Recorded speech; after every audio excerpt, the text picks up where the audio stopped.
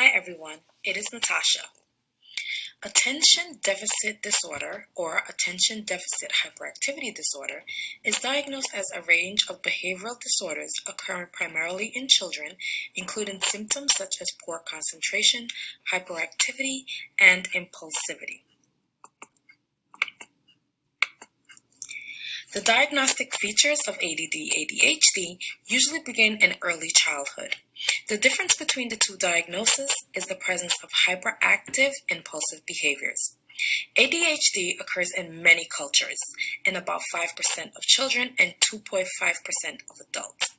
Adults are not normally good historians to be able to remember their behavioral manifestations in their childhood.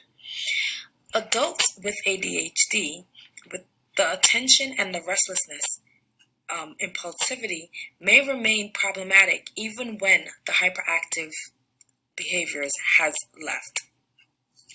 The signs and symptoms or behavioral manifestations normally has many settings, including the home, work, and school.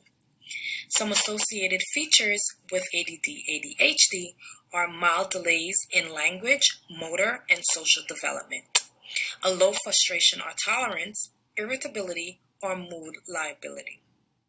Academic and work performance are often very impaired. Exhibit cognitive problems on test, on attention, executive function, and or memory. There is also a high suicide attempt rate with comorbid mood, conduct, and substance use disorders. There are 3 severity levels to ADD-ADHD. Mild, where the symptoms are very few and don't cause many impairments to social and work structures. Moderate, the symptoms may fluctuate between both mild and severe. And severe, symptoms cause many impairments in school, work, or social settings. The DSM criteria for ADD and ADHD. A has a pattern of inattention or hyperactivity, impulsivity that interferes with the functioning or development. Inattention. The inattention is shown in different ways. One often fails to pay close attention to schoolwork. They have difficulty maintaining attention in task, often do not seem to be listening and easily distracted, and do not follow through with schoolwork and chores. They have difficulty organizing tasks, avoid and dislikes engaging in anything that requires them to have to sit still, and often lose things such as materials they need for school, work, or just daily living. Inattention can also be when someone is distracted by outside stimulus and they are forgetful to do daily things that they need to do to get through their day.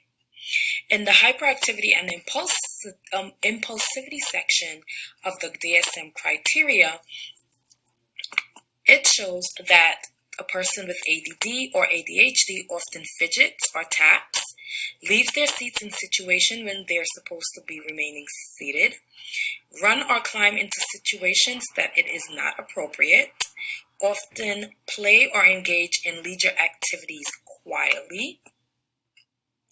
They talk excessively and often blurt out answers before it's their turn.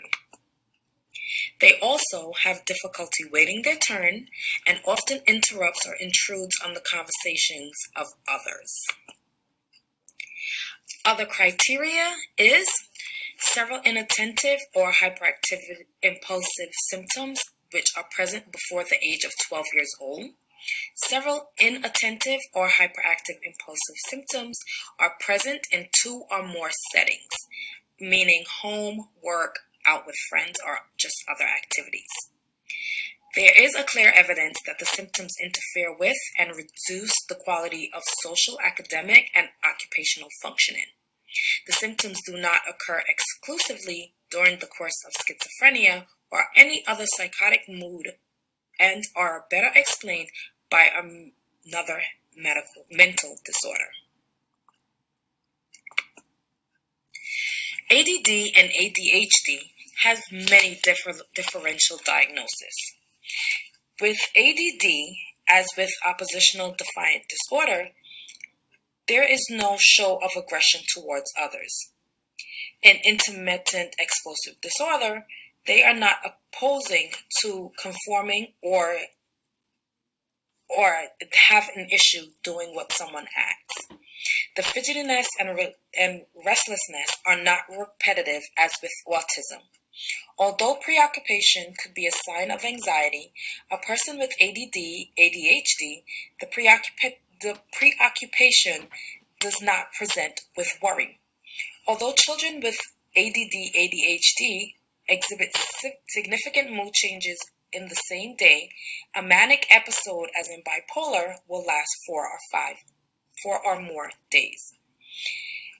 In adolescents and adults, it may be difficult to distinguish both personality disorder and ADHD, but it does not include feelings of fear of abandonment, self-injury, or extreme ambivalence.